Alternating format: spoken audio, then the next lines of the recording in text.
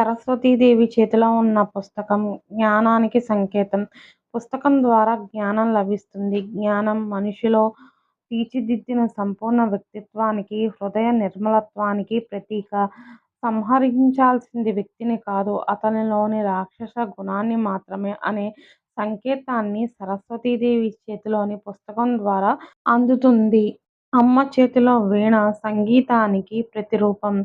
చదువంటే కేవలం పుస్తకాల్లో ఉండేది మాత్రమే కాదు, కళలన్నీ చదువులో భాగమే. కళాకారుడు అత్యుత్తమ సంస్కారము, ఆత్మీయత కలిగి ఉంటాడు. మనుషులందరూ ఇలాంటి వారు కావాలని సరస్వతీదేవి చేతిలోని వీణ చెబుతుంది. అందులో 7 తంతులు ఉంటాయి. వీటి ద్వారా నాదం ఉత్పత్తి అవుతుంది. మనం చూసే ప్రపంచమంతా నాదమయం.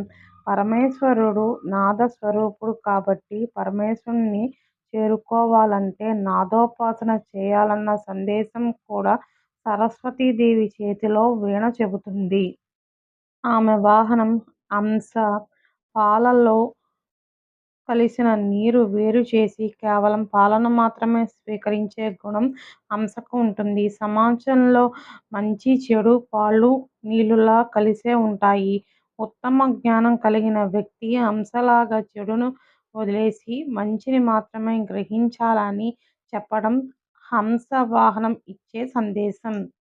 కమలం వికాసానికి, పవిత్రతకు చిహ్నం. కమలం పుట్టుక బురదలోనే కానీ బురద వాసన, అపవిత్రత దానికి సోకవు. అందుకే అమ్మకు కమలం ఆసనమైంది. అలాగే మనిషి కూడా అనేక అపవిత్రాలుండే సమాజంలో ఉంటూనే తన పవిత్రతను కాపాడుకోవాలి.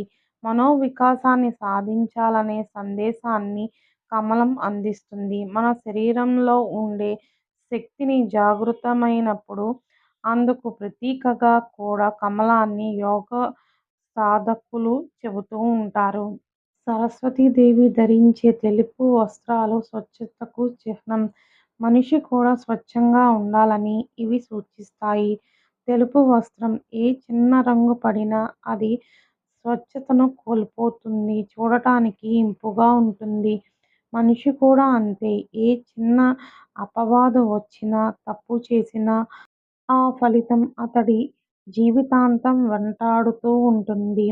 అందుకే ఏ తప్పు చేయకుండా స్వచ్ఛంగా తెల్లటి వస్త్రంలా ఉండాలని తెలుపు వస్త్రాలు సూచిస్తాయి.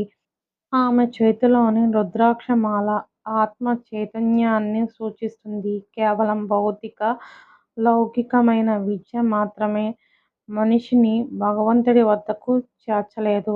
అతడు ఆధ్యాత్మిక సాధన చేయాలి. రుద్రాక్ష సాక్షాత్తు శివస్వరూపం.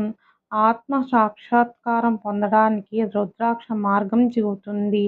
రుద్రాక్షను ఋషులు భూమికి, స్వర్గానికి మధ్య వారధిగా భావిస్తారు.